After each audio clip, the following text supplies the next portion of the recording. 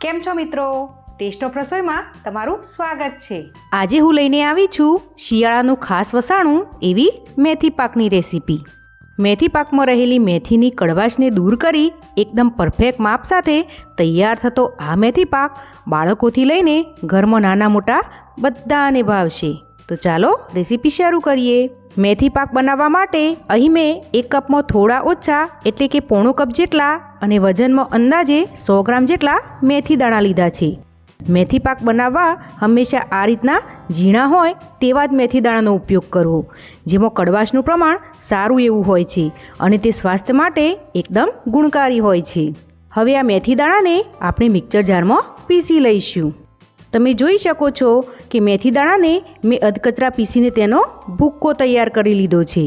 અહીં આપણે મેથીનો એકદમ ઝીણો પાવડર નથી કરવાનો, બસ આ રીતનો દરદરો ભૂક્કો તૈયાર કરવાનો છે। આમ તો મેથી પાવડર બજારમાં તૈયાર પણ મળતો હોય છે, પરંતુ શક્ય હોય ત્યાં સુધી મેથી પાક બનાવવા માટે મેથીનો પાવડર આ રીતે ઘરે જ બનાવવો। હવે મેથીની કડવાશને દૂર કરવા માટે આપણે મેથી પાવડરને એક વાસણમાં એડ કરી લઈશું અને મેથી પાવડર કરતાં ડબલ એટલે કે 2 કપ અને વજનમાં અંદાજે 200 ગ્રામ જેટલું દૂધ એડ કરી દઈશું। મેથી પાકમાં મેથીની કડવાશને ઓછી કરવા માટેની આ એક ઇમ્પોર્ટન્ટ ટ્રીક છે। હવે ચમચીની મદદથી મેથી પાવડર અને દૂધને સારી રીતે મિક્સ કરી લઈશું। લગભગ 1 થી 2 મિનિટમાં જ મેથી પાવડર અને દૂધ સારી રીતે મિક્સ થઈ ગયા છે। હવે આ વાસણને ઢાંકણ ઢાંકી 2 થી 3 કલાક માટેનો રેસ્ટ આપીશું, જેથી આપણો મેથી પાવડર દૂધને સારી રીતે એબ્ઝોર્બ કરી લે। હવે અહીં મેં મેથી પાક બનાવવા માટે 250 ગ્રામ જેટલું ઘી લીધું છે। તેમાંથી 2 મોટા ચમચા જેટલું ઘી કડાઈમાં એડ કરી લઈશું અને ઘીને હળવું ગરમ થવા દઈશું। હવે મેં અહીં મેથી પાકમાં એડ કરવા 1 કપ અને વજનમાં 100 ગ્રામ જેટલો પાવળનો ગુંદ લીધો છે, જેને આપણે ઘીમાં એડ કરી દઈશું અને મીડિયમ ગેસની ફ્લેમ પર ગુંદરને સારી રીતે તળી લઈશું। ગુંદરને તળતી વખતે આપણે તેને સતત હલાવતા જવાનું છે, જેથી ગુંદર બધી જ બાજુથી સારી રીતે શેકાઈ જાય। ગુંદરની અંદર કેલ્શિયમ અને પ્રોટીનનું પ્રમાણ સારું એવું હોય છે, વળી તે શરીરમાં થતા દુખાવામાં પણ રાહત આપે છે। આથી શિયાળાના કોઈ પણ વસાણામાં તેનો ઉપયોગ ચોક્કસથી કરવો। 6 થી 7 મિનિટ જેવું થવા આવ્યું છે ને આપણો ગુંદર એકદમ સરસ રીતે તળાઈ ગયો છે। તો હવે ઝારાની મદદથી બધા જ ગુંદરને એક પ્લેટમાં કાઢી લઈશું અને હવે આ ગુંદરને ઠંડુ થવા માટે સાઈડ પર રાખી દઈશું। લગભગ 3 થી 4 મિનિટમાં જ આપણો ગુંદર સારી રીતે ઠળી ગયો છે। તો હવે આ બધા જ ગુંદરને એક મિક્સર જારની અંદર એડ કરી દઈશું અને તેનો ભૂક્કો તૈયાર કરી લઈશું। તમે જોઈ શકો છો કે આપણો ગુંદરનો ભૂકો તૈયાર છે। તો હવે આ ભૂકાને આપણે મિક્સિંગ બાઉલમાં એડ કરી દઈએ। હવે જે કડાઈમાં આપણે ગુંદર તળ્યો હતો તે જ કડાઈમાં ડ્રાયફ્રૂટ રોસ્ટ કરી લઈશું। ડ્રાયફ્રૂટમાં અહીં મેં 40 ગ્રામ જેટલી બદામ, 40 ગ્રામ જેટલા કાજુ, 40 ગ્રામ જેટલા પિસ્તા અને 20 ગ્રામ જેટલી મૂસળી લીધી છે। તો આ બધી જ વસ્તુને આપણે કડાઈમાં એડ કરી મીડિયમ ગેસની ફ્લેમ પર 2 થી 3 મિનિટ માટે હળવું ડ્રાય રોસ્ટ કરી લઈશું। અહીં ડ્રાયફ્રૂટનું પ્રમાણ તમે તમારા ટેસ્ટ પ્રમાણે વધુ કે ઓછું રાખી શકો છો। અહીં મેં ડ્રાયફ્રૂટ જોડે મૂસળી પણ એડ કરી છે।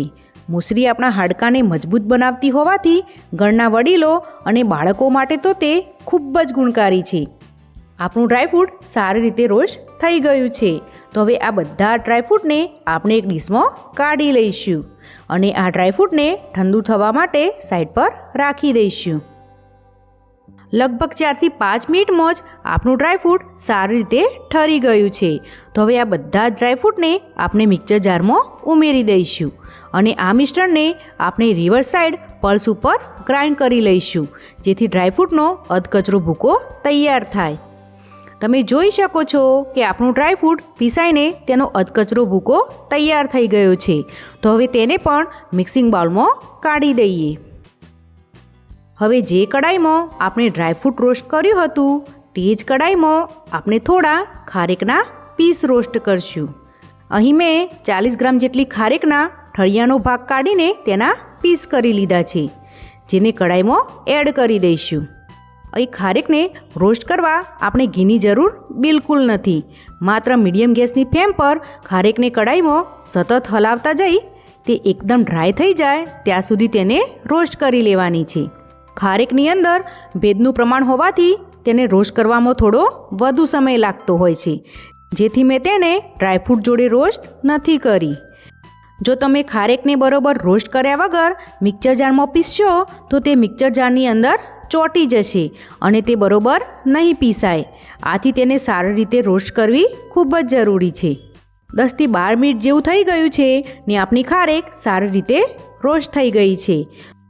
તો હવે આ ખારેકના પીસને આપણે એક બાઉલમાં કાઢી લઈશું અને તેને ઠંડા થવા માટે સાઈડ પર રાખી દઈશું. 5 મિનિટમાં જ આપણી ખારેકના પીસ સારી રીતે ઠરી ગયા છે.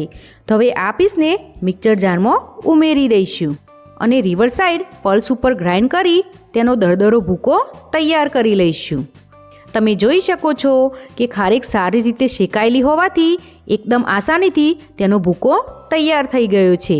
તો હવે આ ભૂકાને મિક્સિંગ બાઉલમાં એડ કરી દઈએ.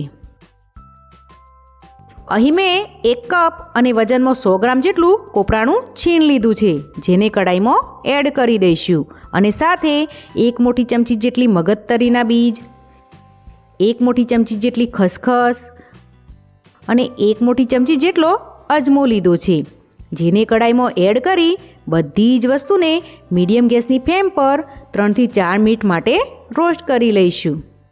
કોપરાના છીણમાં તેલનું પ્રમાણ હોવાથી તેને રોસ્ટ કરતી વખતે કડાઈમાં ઘી એડ કરવાની બિલકુલ જરૂર નથી.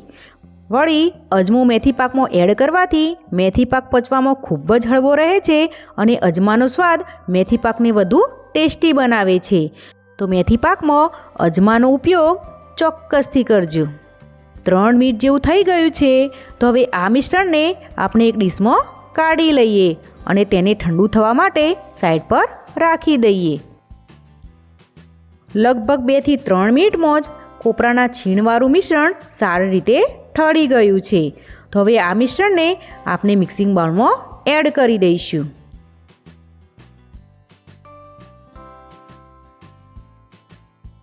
હવે માપ પ્રમાણે લીધેલા ઘીમાંથી 2 મોટા ચમચા જેટલું ઘી કડાઈમાં એડ કરી દઈશું અને તેને હળવું ગરમ થવા દઈશું. અહીં મેં મેથી પાકમાં એડ કરવા માટે 1/4 કપ અને 4 મોટી ચમચી જેટલો બેસન એટલે કે ચણાનો લોટ લીધો છે, જેને ઘીમાં એડ કરી દઈશું અને તેને ઘી જોડે સારી રીતે મિક્સ કરી શેકી લઈશું. આપણું ઘી ગરમ હોવાથી 1 થી 2 મિનિટમાં જ બેસન સારી રીતે શેકાઈને તેનો કલર બદલાવા લાગ્યો છે. હવે અહીં મેં 1 કપ જેટલો ઘઉંનો ઝીણો લોટ લીધો છે. આપણે રોટલી કે પરોઠા બનાવવા જે લોટ વાપરીએ છીએ તે જ લોટ મેં અહીં લીધો છે.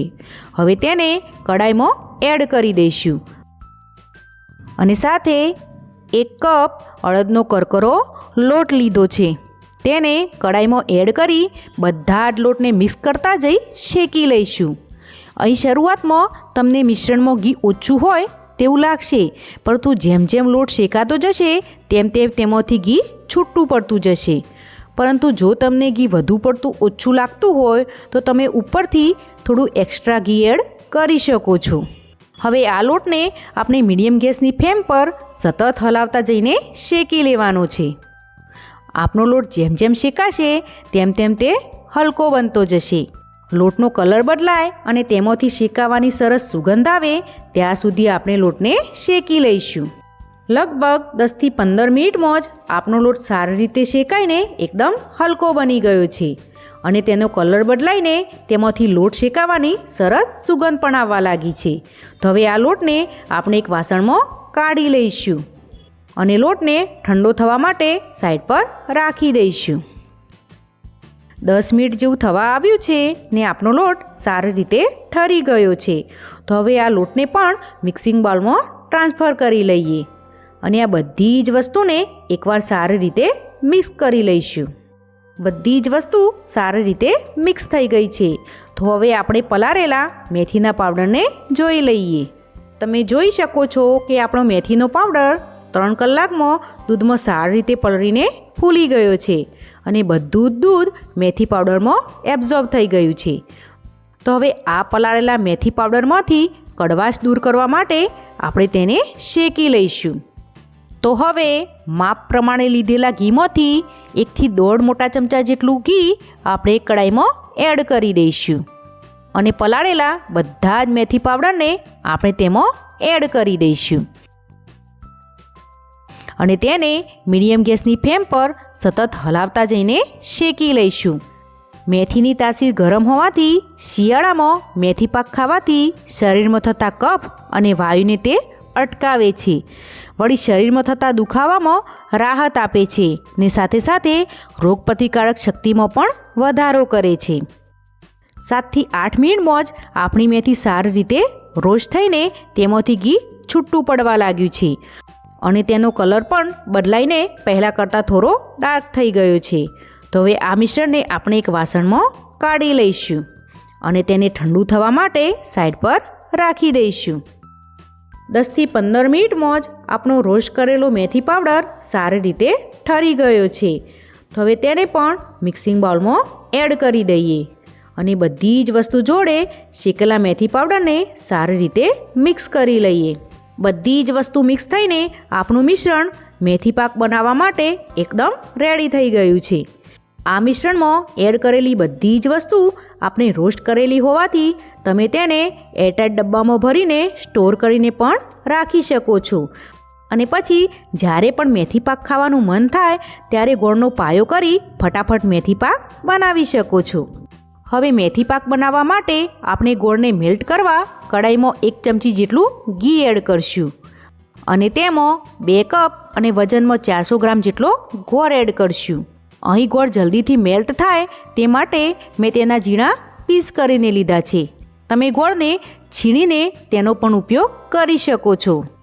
હવે મીડિયમ ગેસની ફ્લેમ પર ગોળને સતત હલાવતા જઈને તે મેલ્ટ થાય ત્યાં સુધી તેને કૂક કરી લઈશું. 3 થી 4 મિનિટમાં જ આપણો બધો જ ગોળ સારી રીતે મેલ્ટ થઈ ગયો છે. તો હવે આ સમયે 2 મોટી ચમચી અને વજનમાં 30 ગ્રામ જેટલો સૂંઠ પાવડર એડ કરી દઈશું અને સાથે 2 મોટી ચમચી અને 30 ગ્રામ જેટલો ગંઠોડા પાવડર એડ કરશું અને તેને ગોળ જોડે સારી રીતે મિક્સ કરી લઈશું. અહીં તમે ગંઠોડા પાવડરની જગ્યાએ 32 પાવડરનો પણ ઉપયોગ કરી શકો છો. સૂંઠ પાવડર અને ગંઠોડા પાવડરને આ રીતે ગોળમાં મિક્સ કરવાથી તેની ખૂબ જ સરસ ફ્લેવર મેથી પાકમાં આવે છે. હવે ગેસની ફ્લેમ બંધ કરી આપણે બનાવેલું બધું જ મિશ્રણ તેની અંદર એડ કરી દઈશું અને બધી જ વસ્તુને ગોળ જોડે સારી રીતે મિક્સ કરી લઈશું. અહીં એ વાતનું ખાસ ધ્યાન રાખવાનું કે આપણે ગોળને માત્ર મેલ્ટ જ કરવાનું છે. ગોળનો કોઈ પણ જાતનો પાયો નથી બનાવવાનો. તમે જોઈ શકો છો કે આપણું મિશ્રણ એકદમ સરસ રીતે ગોળ જોડે મિક્સ થઈ ગયું છે. તો હવે આ મિશ્રણમાંથી જો તમારે લાડુ વાળવાની ઝંઝટ ના કરવી હોય તો કોઈ એક બટર પેપર લગાડેલા મોલ્ડમાં આ મિશ્રણને એડ કરી સારી રીતે ફેલાવી લેવું અને તેના ઉપર ખસખસના દાણા અને બદામની કતરણ વડે ગાર્નિશ કરી લઈશું અને તેને 1 કલાક માટેનો રેસ્ટ આપીશું જેથી તે સારી રીતે સેટ થઈ જાય. આ સિવાય જો તમારે લાડુ બનાવવા હોય તો આ મિશ્રણ હળવું ગરમ હોય ત્યારે તેમાંથી થોડું મિશ્રણ હાથમાં લઈ આ રીતે લાડુ બનાવી લેવા. તમે જોઈ શકો છો કે આપણા મેથી પાકના લાડુ એકદમ સરસ રીતે તૈયાર થઈ ગયા છે. લાડુ તમને તોડીને બતાવું તો તે ઠળ્યા પછી પણ એકદમ સરસ સોફ્ટ તૈયાર થયા છે. આ લાડુને તમે મનપસંદ રીતે ગાર્નિશ પણ કરી શકો છો. હવે 1 કલાક જેવું થઈ ગયું છે ને આપણું મિશ્રણ જોઈ લઈએ તો તે સારી રીતે ઠળીને સેટ થઈ ગયું છે. તો હવે તેને ડીમોલ્ડ કરી લઈશું અને તેના સ્ક્વેર પીસ કરી લઈશું. મેથી પાકના પીસને તમે તમારી પસંદગી મુજબ નાના કે મોટા રાખી શકો છો. તમે જોઈ શકો છો કે લાડુ વાળવાની ઝંઝટ વગર પણ મેથી પાકના પીસ એકદમ સરસ તૈયાર થયા છે. તો છે ને મેથી પાક બનાવવું એકદમ સહેલું. જો તમને આજની મારી રેસીપી ગમી હોય તો મારી ચેનલને લાઈક અને સબસ્ક્રાઈબ કરજો અને બેલ આઇકનને દબાવવાનું ભૂલતા નહીં. તો ફરી મળીશું કોઈ નવી રેસીપી સાથે. ત્યાં સુધી આવજો.